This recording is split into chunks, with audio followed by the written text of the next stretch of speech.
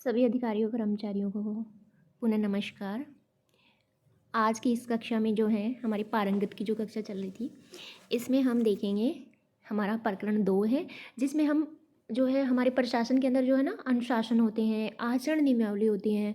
और अगर कोई आचरण और नियमावली को अगर कोई जो है वो फॉलो नहीं करता है तो उसके विरुद्ध एक्शन लिया जाता है, उसको निलंबन तक किया जा सकता है ना। तो इस टाइप की जो है कैसे क्या क्या होता है वो हम आज पढ़ेंगे।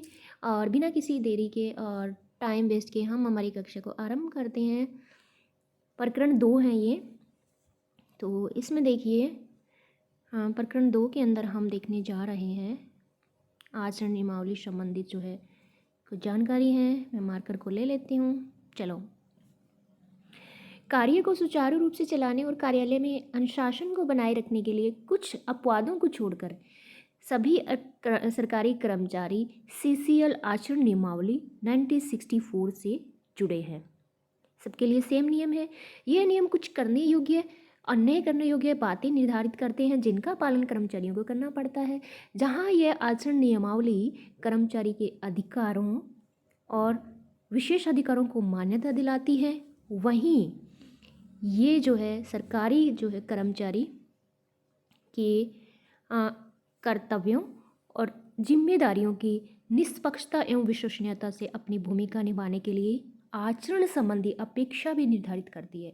यानी जहाँ ये उनको सुरक्षा देती है ना कि आपके अधिकार हैं, ये हैं, आपको ये राइट्स दिए हैं, तो वहीं ये जो है नियमावली आचरण या प्रशासन हमसे ये आशा करता है कि हम उनको फॉलो करें, हम उनके रूल्स को भी माने, उनको भी उल्लंघन न करें। ये आचरण नियम प्रत्येक सरकारी कार्यालय पर समान रूप से लागू होते हैं, है ना। तो अब देखिए, इसमें कुछ सहायक शब्दावली हैं जो यहाँ पे दी हुई है, और इनको अगर हम अच्छी तरह से सीख लेंगे तो हम नोटिंग ड्राफ्टिंग जो करते हैं, लेटर्स राइटिंग करते हैं, तो कुछ शब्द जो हैं ऐसे होते हैं जो हमें रेगुलर प्रयोग करने होते हैं।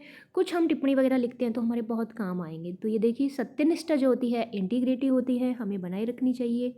और कर्तव्य परायणता होती है, डिवोशन टू ड्यूटी, ये भी हमारे लिए बहुत आवश्यक है। और आदतन अपराधी जो है हैबिचुअल ऑफेंडर होते हैं, ये कुछ ने बताया उन्होंने। कई होते हैं हैबिचुअल ऑफेंडर, और अमर्यादित होते हैं, वो हैं डिसकार्टियस होते हैं, यानी कॉर्टियस नहीं होते हैं। और परामर्शदात्री सेवा होती है, कंसल्टेंसी सर्विस होती है। अपरिहार्य होता है अनअवॉइडेबल, यानी अनअवॉइडेबल कुछ चीज़ें ऐसी होती है जो अनअवॉइडेबल होती हैं। और मॉनेटरी बेनिफिट्स वित्तीय लाभ होते हैं। और कार्यालय परिसर ऑफिस प्रेमिसेस के अंदर जो होता है अपराध और ऑफेंस होते हैं। अनुशासनिक पदाधिकारी जो होता है हमारा, डिसिप्लिनरी जो है अथॉरिटी होती है, वो प्राधिकार होता है। और अपराध ऑफेंस और अनुशासनिक जो है प्राधिकारी, डिसिप्लिनरी अथॉरिटी, कदाचार होता है मिसकंडक्ट। कुछ चीज़ें जैसे कदाचार, मिसकंडक्ट हम कहते हैं कि बुरा व्यवहार ये हुआ, अच्छा आचरण नहीं किया, तो इसको हम कदाचार, इसको थोड़ा सा याद करने के लिए देखिए, किसी ने आपके साथ मिस कर दिया किसी चीज़ को, है ना, आप क्या मिस किया, कंडक्ट को मिस कर दिया। और कब किया, कदी कद कदा मतलब कभी कभी करता है, मिसकंडक्ट करता है, तो आप क्या कहेंगे, कद किया था उसने मिसकंडक्ट, याद नहीं है मेरे को, उसने कद किया था। अब है ना, ये जो हम मैं सिर्फ समझाने के लिए बोल रही हूँ कि आपको ये दिमाग में रहे। तो आप कहेंगे कब किया था यार, कद किया था, ऐसे कद जो है ना, ये हमारा जो हम कह रहे हैं ना, उसका कद बड़ा है, उसका कद छोटा है, तो इस टाइप से आप इसे जोड़ेंगे कि मिसकंडक्ट किया था किसी ने, कब किया था, और फिर दिमाग में आएगा कद किया था। इस टाइप से कुछ चीज़ें आप जोड़ेंगे ना पर्सनल लाइफ से, तो फिर ये शब्द जो है दिमाग में फीड हो जाएंगे। तो इस टाइप से आप कदाचार जो है थोड़ा याद कर सकते हैं। कर्तव्यों के निर्वहन, डिस्चार्ज ऑफ ड्यूटी, और निर्दोष होता है विंडिकेटिव, या फिर हम कह सकते हैं इसको इनोसेंट जो होता है, उसमें कोई जो है दोष नहीं होता है। और उसके बाद जो है हम चलते हैं नीचे, गतिविधियाँ एक्टिविटीज़ होती हैं, पारंपरिक उपहार होते हैं, कस्टमरी गिफ्ट्स होते हैं, और पंजीकरण रजिस्ट्रेशन आप जो है करते हैं जो। और लेफ़्ट साइड में आती हूँ, कुछ रहे हुए हैं, परामर्शदात्री सेवाएं, ये हमने देख लिया था। उप किराया जो है सबलेट होता है, उप किराया जो होता है सबलेट, ये भी कोई नया ही शब्द है। उप जो हम लगाते हैं ना, सब इंस्पेक्टर, है ना, तो हम कहेंगे। और हम सुप्रीडेंट, इस टाइप से हम कुछ चीज़ें सब जहाँ पे लगाते हैं ना वहाँ उप बोलते हैं। तो उप तो हो ही गया।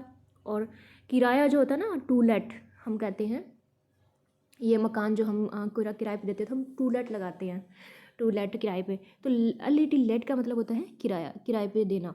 तो उप किराया हुआ सब लेट, है ना, इन दोनों को जोड़ के एक शब्द बन गया उप किराया। और उदारतापूर्वक होता है लिबरली, अनुमति होती है परमिटेड। और अचल संपत्ति इमूवेबल प्रॉपर्टी हम भरते हैं ना अचल संपत्ति का फॉर्म भी। अशिष्ट आचरण होता है मिसकंडक्ट। अब आप कहेंगे मिसकंडक्ट तो कदाचार भी आ गया था और अशिष्ट आचरण भी आ गया था। तो अगर आपके एग्जाम में आ जाता है इसकी हिंदी या इंग्लिश, तो आप जो है इसे अशिष्ट आचरण भी लिख सकते हैं और कदाचार भी लिख सकते हैं। ऐसी कोई स्पेसिफिक नहीं है कि आप एक ही शब्द को रटे, और आप दोनों भी लिख सकते हैं हिंदी में। नियोक्ता होता है एम्प्लॉयर, और जो हमारी नियुक्ति करता है। निष्पक्षता होती है, इम्पार्शियलिटी होनी चाहिए। साक्ष्य होता है, एविडेंस होना चाहिए। उसके बाद जो है एक शब्द हमारा लास्ट में रह गया था, पंजीकरण रजिस्ट्रेशन हमने देखा था। एक है अनधिकृत, अनधिकृत जो हमारा शब्द है उसमें है हम अनअथोराइज्ड जो होते हैं उसे हम करेंगे ये अनधिकृत रूप से जो है सिलेक्ट हुआ है, या किसी जो भी होता है अकॉर्डिंग टू सिचुएशन शब्दों का प्रयोग किया जाता है। पदबंध जो है मैंने पहले ही बताया था, आम बोलचाल के कुछ पदबंध होते हैं जो एग्जाम में आते हैं, और हमारी नोटिंग ड्राफ्टिंग में भी ये जो है काफ़ी हेल्पफुल होते हैं। Collect the information from concern section. Collect सबको पता है, इंफॉर्मेशन सबको पता है, कंसर्न सेक्शन भी सबको पता है, तो हिंदी बना दीजिए। संबंधित अनुभागों से सूचनाएं एकत्रित करना, है ना, एकत्रित करें। अब इसमें देखिए collect the information from concern section, एकत्रित करें। देखो इसमें ना करें और करवाएं, और ये जो है नए की जाए, ये जो चीज़ें हैं ये हमारे लेटर्स नोटिंग ड्राफ्टिंग में ये बता रहा है कि इस टाइप के शब्द जो है हमारे यूज़ किए जाते हैं प्रशासनिक शब्दावली में। सेकंड देखिए, dispose the matter with in 30 days, और 30 दिन के अंदर मामले का निपटान करें।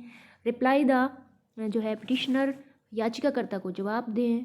डिपॉजिट द एप्लीकेशन फीस, आवेदन शुल्क जमा करवाएं। वाई जो है डिसिप्लिनरी एक्शन में नोट बी टेकन, और अनुशासनिक कार्रवाई क्यों न की जाए। और फिर आता है the warning can be issued to mister, है ना, श्री को चेतावनी दी जा रही है। श्री यानी किसी का भी नाम हो सकता है, वैसे एग्जाम में अगर आए तो इस टाइप के वाक्य आप नाम मत लिखना। The warning can be issued to mister, है ना, तो श्री जो भी है को चेतावनी दी जा सकती है। और this is the last warning to mister, और श्री को ये अंतिम चेतावनी है। एक कमेटी में भी फॉर्म्ड फॉर डिसिप्लिनरी एक्शन, अनुशासनिक कार्रवाई करने के लिए समिति का गठन किया जाए। और टेक एक्शन फॉर सस्पेंशन, निलंबित करने की कार्रवाई करें।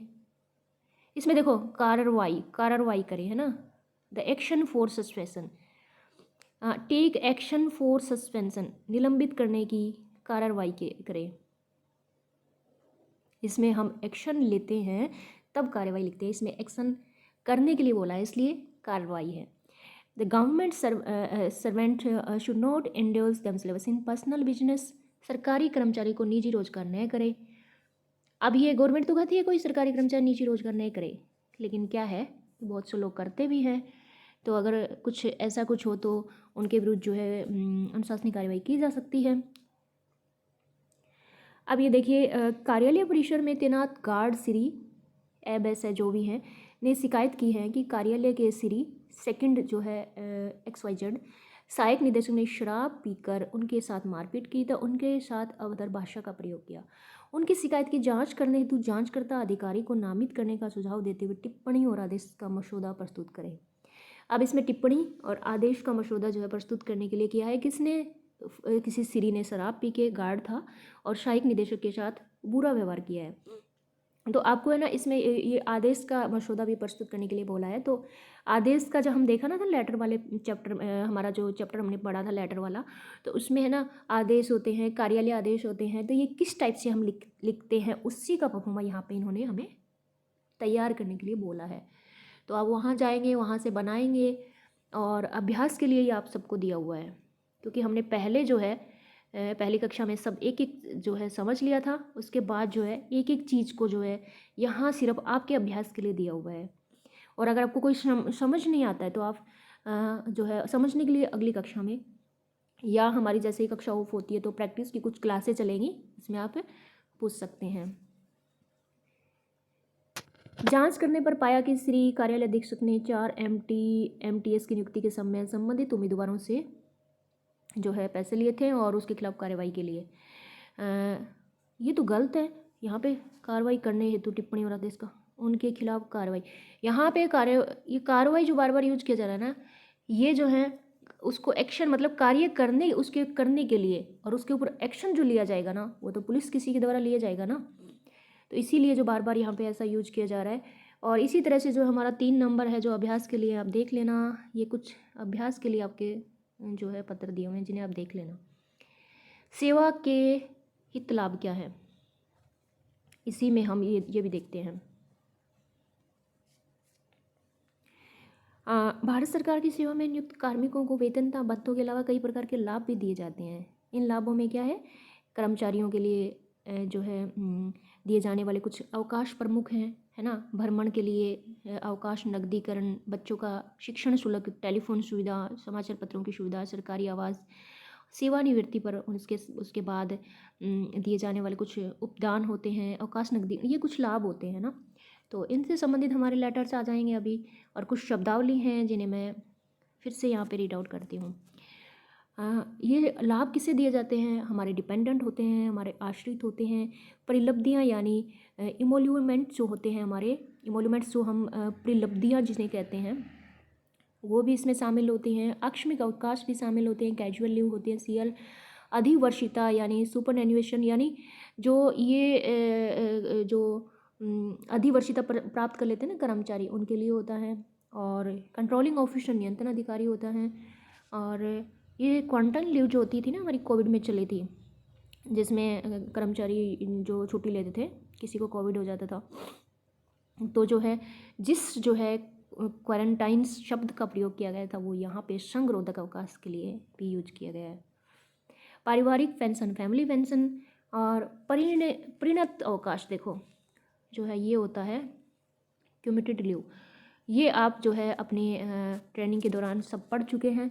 प्रतिपूरक अवकाश भी होता है, कंपनसेटरी लीव होता है, और उपदान होता है, ग्रेच्युटी होता है, अर्जित अवकाश सबको पता है, अर्न लीव होती है, शिक्षा शुल्क, ट्यूशन फीस, नकदीकरण जो है एनकेसमेंट होता है, और परिवर्तित अवकाश जो है कन्वर्टेड लीव होता है जिसे हम कन्वर्ट कर सकते हैं, चिकित्सा अवकाश, मेडिकल लीव, रेस्ट्रिक्टेड हॉलीडे होता है हमारे, हम लेते हैं। और ये हैं हमारे जो है पैटर्निटी और HPL, अर्धवेतन, और होम टाउन एडवांस होता है, सक्षम अधिकारी जो होता है जो है कॉम्पिटेंट जो अथॉरिटी ऑफिसर जो है इनके साइन वगैरह हम इनसे परमिशन लेते हैं। और इसके बाद छुट्टी LTC लेते हैं, लीव ट्रैवल जो है ट्रैवलिंग अलाउंसेस होते हैं, और मृत्यु से निवृत्त होता है, डेथ कम रिटायरमेंट ग्रेच्युटी होता है। ये सब जो है हम क्या है कौन कौन सी छुट्टी होती हैं, कब ली जाती है, ये हमें ट्रेनिंग में बताया जाता है। और कर्मचारी यहाँ पर आई थिंक यहाँ तक आ गए हैं, सर्विस में आ गए हैं, तो सबको अपनी छुट्टियों का, इन सब छुट्टियों का पता है। और इसीलिए तो यहाँ पे जो है कुछ जो है हमारे लेटर्स ये सब लिखने के लिए यहाँ पे हमारे अभ्यास के लिए मिलेगा। लेकिन अब क्या है, हमें देखना है कुछ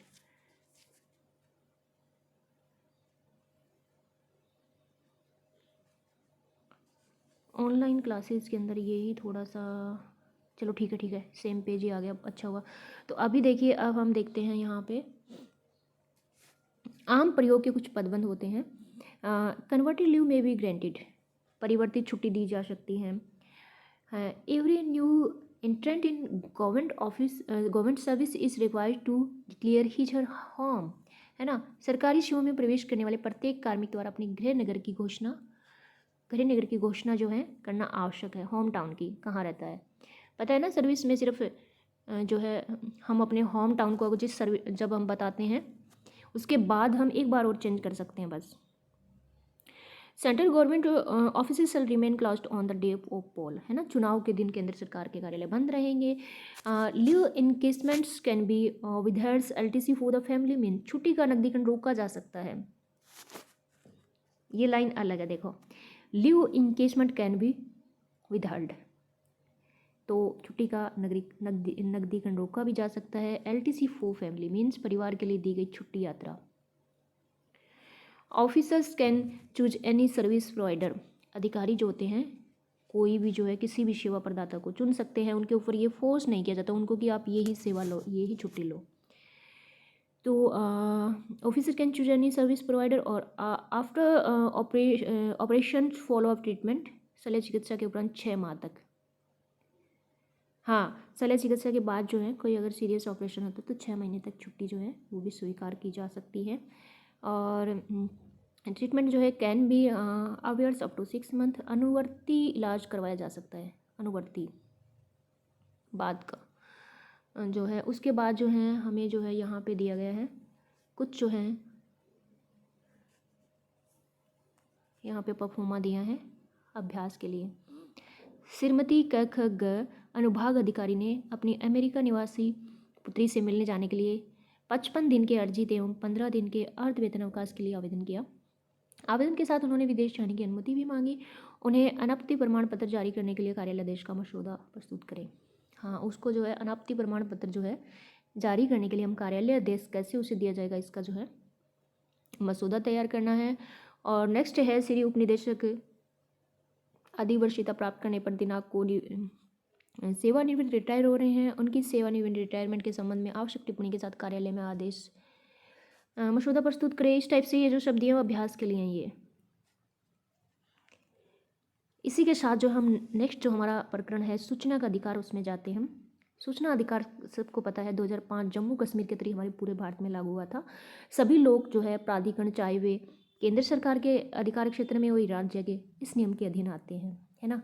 अधिनियम की धारा 3 के अनुसार प्रत्येक भारतीय नागरिक सूचना का अधिकार अधिनियम के प्रावधानों के अनुसार इस कानून के अधीन पहुंच योग्य सूचना का खुलासा करने के लिए किसी भी लोक प्राधिकरण को आवेदन कर सकता है, यानी किसी भी ऑफिस से जो है सूचना मांग सकता है। लेकिन खास बात यह है कि वो भारत का नागरिक होना चाहिए।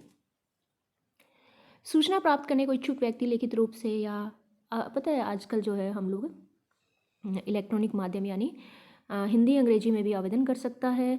किया जाना वहाँ की राजकीय भाषा में और लोक सेवा अधिकारी को आवेदन करेगा। आवेदन में आवेदन द्वारा मांगी गई सूचना तथ्य फीस। अब देखो इसमें क्या बताया है, एक बार मैं पूरा पढ़ लेती हूँ, बाद में नॉर्मली आपको बताती हूँ। सूचना के आवेदन प्राप्त होने पर सूचना अधिकारी या तो निर्धारित शुल्क के भुगतान पर सूचना प्रदान करेगा अथवा आवेदन निरस्त भी कर देगा। यदि आवेदन किसी व्यक्ति थर्ड पार्टी से संबंधित सूचना के लिए हो तो PIO अपने से संबंध सूचना प्रदान करेगा और आवेदन को यह सलाह देगा कि वह संबंध लोक प्राधिकरण के समक्ष अलग से आवेदन करे। तो इसमें क्या बताया है मैं बताती हूँ कि RTI जो है हमारे पूरे भारत में लागू हो चुका है। और जब 2005 में जब लागू हुआ तो जम्मू कश्मीर के अलावा जो है ये पूरे भारत में इसका जो है लागू करने का जो है किया गया था। लेकिन अब क्या है कि इसके अंदर एक नई चीज़ जोड़ दी गई है कि ज़रूरी नहीं है कि आप कोई बाहर से फॉर्म लेके आप फिल करोगे। आप है ना जो है हमारा RTI का पोर्टल खोलेंगे ना ईमेल वो जो गूगल में तो वहाँ से आपको इसकी ईमेल मिल जाएगी। जो सूचना प्राप्त करता जो हमारे अधिकारी हैं, जिस ऑफिस में हम सूचना का अधिकार जो है राइट ऑफ इंफॉर्मेशन हम यूज करना चाहते हैं, वहाँ की ईमेल लेके आप ऑनलाइन ईमेल से आप अपनी जो है सूचना प्राप्त करने का जो आवेदन पत्र है वो भेज सकते हैं। और मैंने भी RTI लगाई है, काफ़ी लगाई है। तो पहले मेरे को पता नहीं था, लेकिन जैसे जैसे अभी 2-4 साल से ऑनलाइन आई है तो बहुत ईजी हो गया है। 10 रुपये जो है इसका फ़ीस लगता है स्टार्टिंग में। तो उसके बाद ये फ़ीस भी हम वहाँ पे जो है हमारे फ़ोन पे या इससे हम कट कर सकते हैं। अगर आप ऑफलाइन करेंगे तो फॉर्म लाना पड़ेगा, उसके बाद आपको DD जो है डिमांड ड्राफ्ट बनवाना पड़ेगा। तो इसमें क्रिटिकल प्रोसेस हो जाता है, टाइम काफ़ी वेस्ट होता है। और अगर सूचना नहीं मिलती तो हम अपील भी कर सकते हैं, फर्स्ट सेकंड अपील का हमारे पास ऑप्शन होता है। तो बहुत अच्छा अधिकार है किसी ऑफिस की सूचना मांगने के लिए। अब ये कह रहा है कि सूचना का अधिकार के अंदर भी कुछ शब्दावली होती है। राइट टू इन्फॉर्मेशन सूचना का अधिकार है।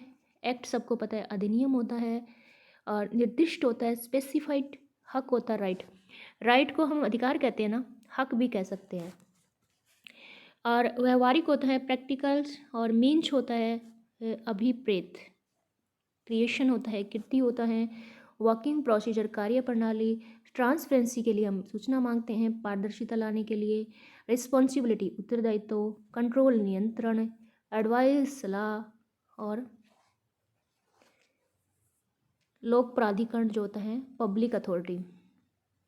और सर्टिफाइड हो जाता है तो प्रमाणित होता है, रिकॉर्ड अभिलेख सबको पता है, स्पेसिफाइड जो है विनिर्दिष्ट होता है, निर्धारित शुल्क जो है प्रिस्क्राइब्ड फीस होती है उसकी वो देनी पड़ती हैं, भुगतान पेमेंट होता है, तत्समय जो है फोर्थ विथ जो होता है यानी कोई स्पेसिफिक टाइम के अंदर हमें सूचनाएं जो है दी जाएगी, और अभी प्राप्त होता है ऑब्टेन, प्राप्त की गई सूचना।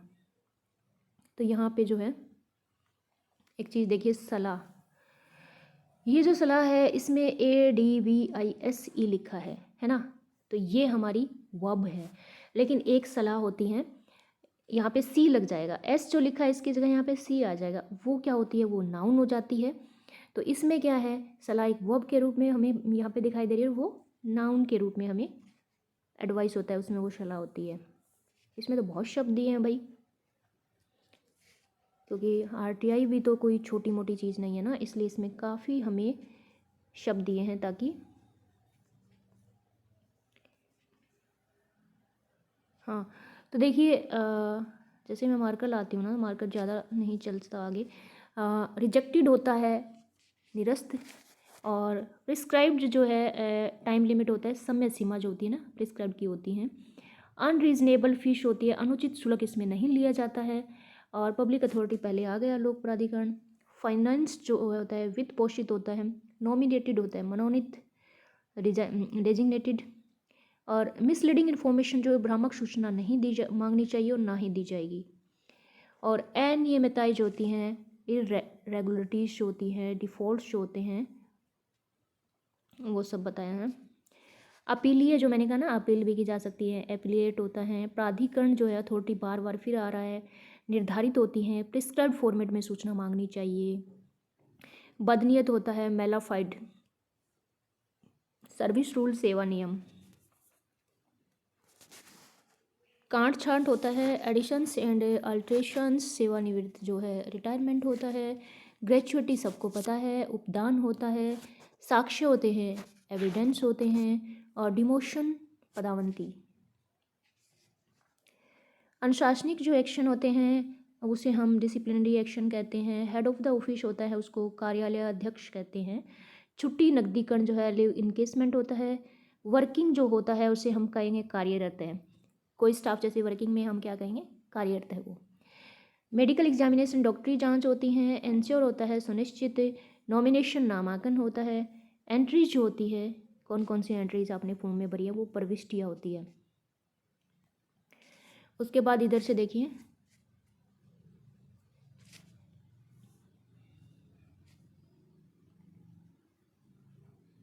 कहाँ तक हम आ गए थे, साक्ष्य हो गया था, पदावंती हो गई, निलंबन, यहाँ आ गए हम लोग। और लेफ्ट साइड में देखिए निलंबन, सस्पेंशन, और व्यवधान होता है, इंटरप्रिटेशन है ना, इंटरप्शन जो होता है, हम किसी कार्य में इंटरप्ट करते हैं, घोषणा डिक्लेरेशन होता है, सत्यापन वेरिफिकेशन होता है, निरीक्षण इंस्पेक्शन होता है, अनुप्रमाणन होता है, अटेस्टेशन प्राधिकृत होता है, अथोराइज्ड गजटेड राजपत्रित होता है, किसी चीज़ को डिस्क्लोज करना, खुलासा करना, और अरेंजमेंट सेटअप ये होता है व्यवस्था, लोक सूचना पब्लिक इंफॉर्मेशन, और परमानेंसी होते हैं स्थायीकरण, सेवा काल सर्विस पीरियड, देय राशि अमाउंट ड्यू, जैसे कि ना ये ड्यू फीस है, ड्यू चीज़ है तो ड्यू मतलब देनी है अभी, मूल प्रतियां होती है ओरिजिनल कॉपीज, ऑप्शन होते हैं विकल्प,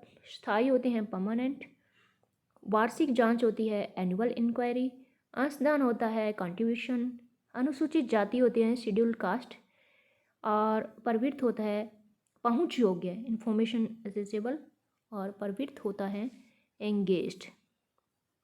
बहुत बहुत ज़्यादा शब्द हमें RTI के इस चैप्टर में देखने को मिल रहे हैं। अधिकारी होता है इंफॉर्मेशन ऑफिसर, सूचना अधिकारी। और राज्य सूचना आयोग होता है स्टेट इंफॉर्मेशन कमीशन। और व्यावसायिक और तकनीकी जो होता है प्रोफेशनल टेक्निकल योग्यताएं क्वालिफिकेशन होती हैं। संविधान के प्रति निष्ठा, तो क्या कहेंगे हमें, एलिजेंस टू हमारे कॉन्स्टिट्यूशंस।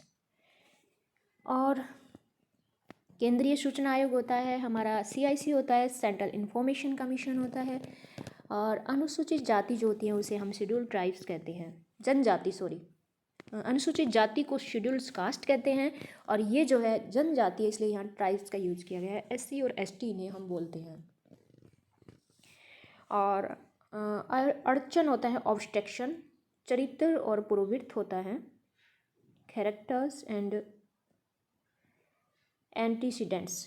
अब देखिए इसमें ना अनुसूचित जाति, CIC, स्टेट इंफॉर्मेशन ऑफिसर, ये सब क्यों दिया है, ये सब इसलिए दिया है कि ये जो RTI का अगर हम यूज करते हैं तो सारी चीज़ें हमें RTI एप्लीकेशन के अंदर काम आती हैं। क्योंकि हो सकता है हम RTI स्टेट गवर्नमेंट के किसी ऑफिस में लगाना चाहते हैं या सेंट्रल गवर्नमेंट के ऑफिस में लगाना चाहते हैं। हो सकता है हम किसी जो है अनुसूचित जाति के किसी ऑफिसर या किसी जो है अनुसूचित जाति का कोई व्यक्ति RTI लगा रहा है, क्योंकि उनकी फ़ीस के अंदर जो है उनकी फ़ीस नहीं लगती है। तो इस टाइप से जो है ये सारे जो है यहाँ पे हमें काम आने वाले शब्द ये हैं। अब देखिए पदबंध भी मुझे लग रहा है इसके ज़्यादा ही होंगे। नंबर 1 देखिए, the information sought under RTI, सूचना के अधिकार के तहत मांगी गई और मे बी रिप्लाइड इमीडिएटली, सूचना का उत्तर तत्काल दिया जाए। अब ये एक ही है, the information sought after RTI may be replied immediately, सूचना के अधिकार के तहत मांगी गई सूचना का उत्तर तत्काल दिया जाए। Reply may be furnished in stipulated time, stipulated यानी उस समय सीमा, उत्तर समय सीमा में, स्टिपुलेटेड माने फिक्स टाइम में उसे दिया जाए, जो समय जो है उसने हमारा RTI का निर्धारित है 30 दिन का।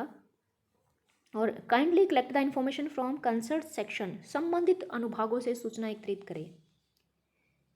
केस में भी transfer to the concern office, और मामला जो है संबंधित कार्यालय को स्थानांतरित किया जाए। यहाँ पे केस के लिए मामला है, ये कोर्ट वाला केस नहीं है। अब देखिए nodal officer, nodal officer is responsible to send the reply, उत्तर भिजवाने की जिम्मेदारी नोडल ऑफिसर की है, अधिकारी की है। Please provide required information immediately, मांगी गई सूचनाएं तत्काल उपलब्ध करवाएं। Information received from foreign government office is confidential, अब ये कह रहा है विदेशी सरकार से जो सूचनाएं प्राप्त की जाती है वो कॉन्फिडेंशियल होती है, यानी गोपनीय होती है। Process of development depends on the availability of information और देयरफॉर इट इज़ इम्पॉर्टेंट, चूँकि सूचना की उपलब्धि पर विकास की प्रक्रिया निर्भर है, इसलिए यह महत्वपूर्ण है। सूचना इसलिए मांगी जाती है क्योंकि इस पर हमारी कंट्री का डेवलपमेंट हमें पता लगता है क्या क्या हो रहा है, इसलिए ये इंपॉर्टेंट है। Right information is indispensable for the functioning of A true democracy, है ना, of A true democracy. Right information is indispensable for the functioning of A true democracy.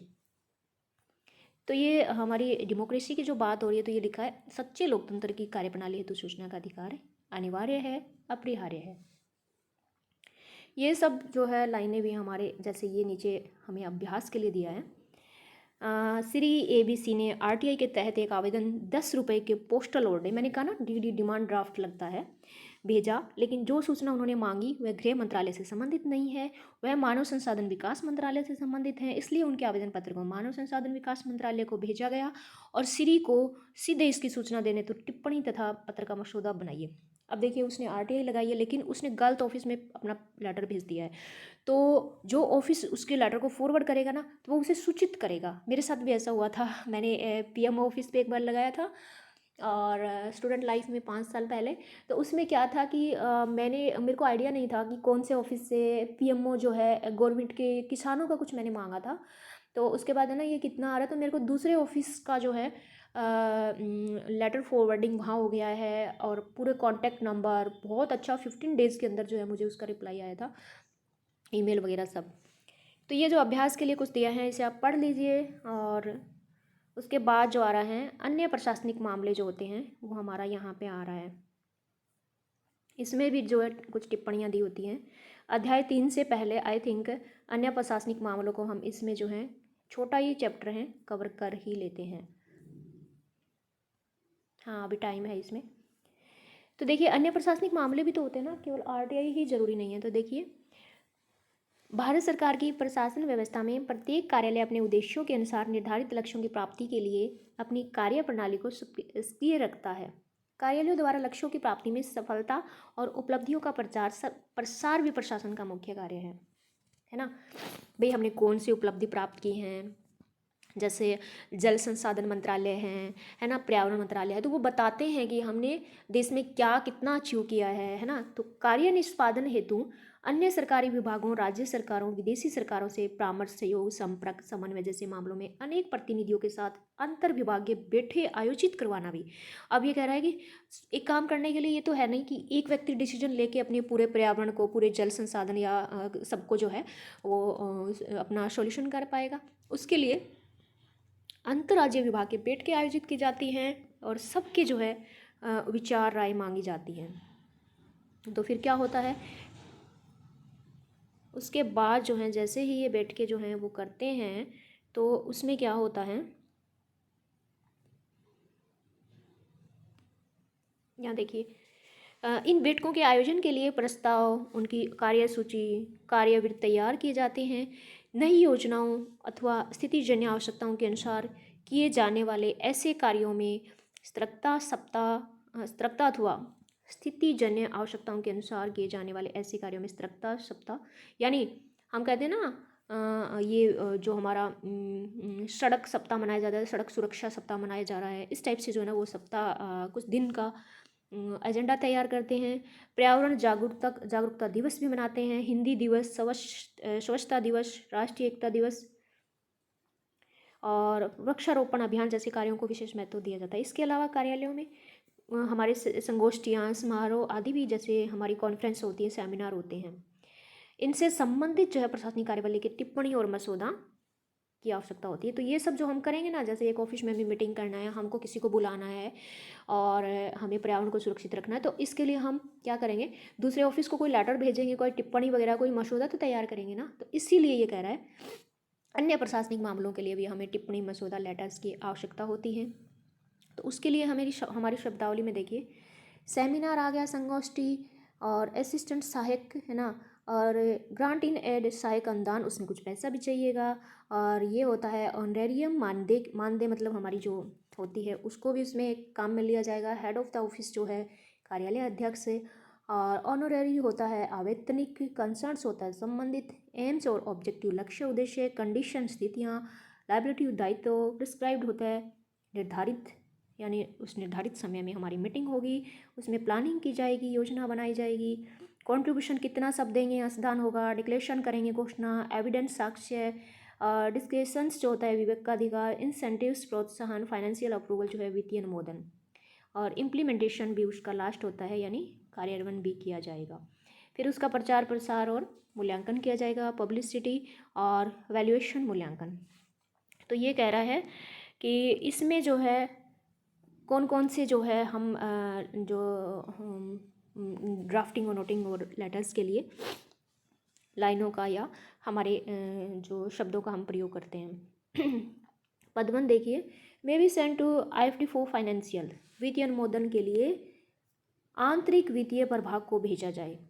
May be send to IFD for financial approval, वित्तीय अनुमोदन के लिए आंतरिक वित्तीय प्रभाग को भेजा जाए, है ना।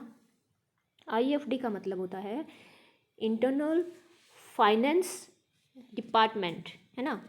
और आप इसे डिवीज़न भी, यहाँ पे अब हमें प्रभाग लिखा है तो हम इसे डिवीज़न बोल सकते हैं, क्योंकि अगर विभाग होता तो डिपार्टमेंट कहते हैं।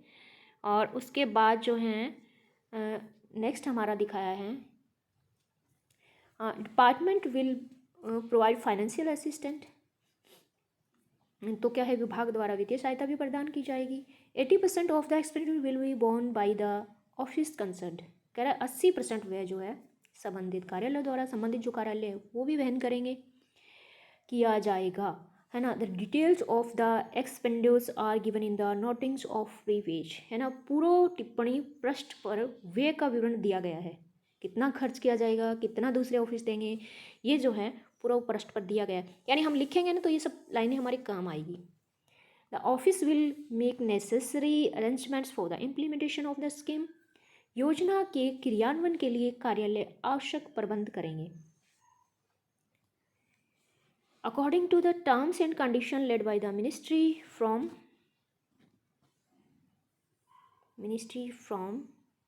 time to time, मंत्रालय द्वारा समय समय पर निर्धारित नियमों एवं शर्तों के अनुसार free accommodation will be provided to all faculties and staff of the academy, है ना।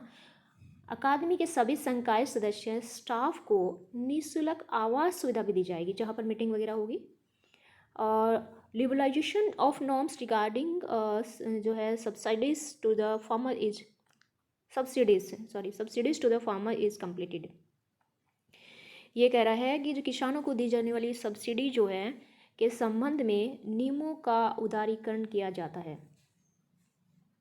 ना, उसके बारे में भी ये सोचेंगे। कमेटी जो है committee has been constituted for this purpose, इस उद्देश्य के लिए एक समिति बनाई जाएगी।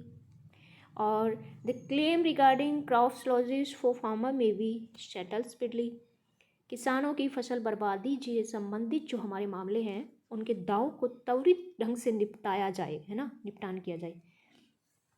तो ये जो है इंग्लिश में हमें इसलिए बताया है कि इंग्लिश के अंदर भी ऑफिस के अंदर काम होता है। दूसरा, कुछ ऑफिसर्स इंग्लिश भाषा से आते हैं तो उन्हें क्या है इंग्लिश से हिंदी को कन्वर्ट करके अगर वो पढ़ेंगे तो उनके अच्छे और ज़्यादा समझ आएगा।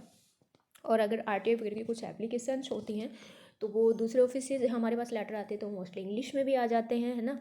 तो हमें उसको हिंदी में रिप्लाई करना भी आना चाहिए, इसीलिए यहाँ पे हमें द्विभाषी जो है दिया गया है। और कंडीशंस हमारे सामने कैसी आएगी, देखो कंडीशन यानी स्थितियाँ, स्थितियाँ हमारे सामने ऐसी आएगी कि हमें क्या लेटर या जो है टिप्पणी बनाना है। जैसे नीति आयोग नई दिल्ली की ओर से विभिन्न राज्यों में लंबित योजनाओं के लिए बजट संबंधी आवश्यकता और नई योजनाओं के क्रियान्वयन के उद्देश्य से प्रधानमंत्री की अध्यक्षता में एक बैठक की जानी है ना।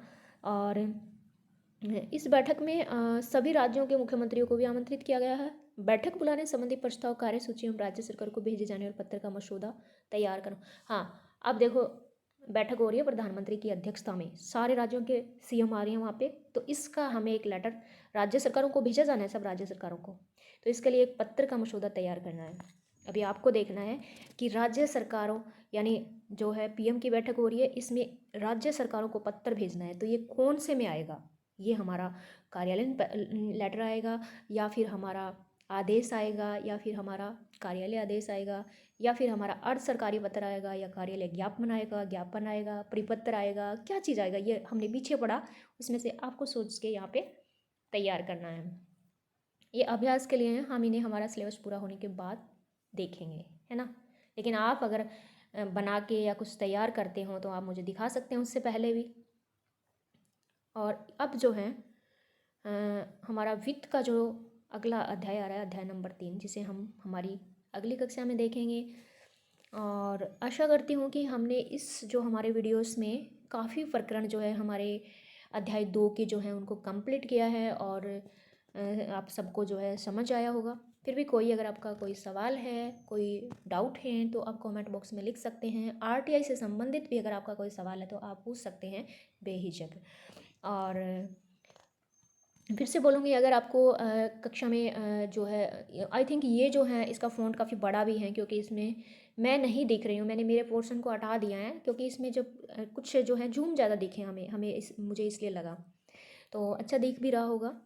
और अगर अच्छा लगा एक थोड़ा सा लाइक कर देना, लाइक करने से मुझे भी लगेगा कि यार मैं 40 मिनट दे रही हूँ, जबकि ये 40 मिनट जो होते हैं हमें यहाँ नहीं देने होते। बस हमें क्या होता है, हमें कक्षा में ही करना होता है, हमें ये अलाउ नहीं है, या हमें अलाउ क्या, हमें किसी के पास टाइम ही नहीं होता कि वीडियो बनाएं ये करें। बस सिर्फ आपकी सुविधा के अनुसार जो है मुझे लगा कि जो कक्षाएँ नहीं ले सकते हैं या जो किसी कारणवश कोई छुट्टी पे होता है तो यहाँ वीडियो से वो कवर कर सकता है, तो इसलिए लाइक कर देना। और अगर आपको अच्छा लगे तो आप लाइक के साथ साथ जो है अपने जो कक्षा नहीं ले सकते हैं उन्हें आप शेयर भी कर सकते हैं, और चैनल को सब्सक्राइब कर देना। सब्सक्राइब करने से नोटिफिकेशन आपके पास सबसे पहले पहुंच जाएगा जैसे ही मैं दूसरा वीडियो अपलोड करती हूँ।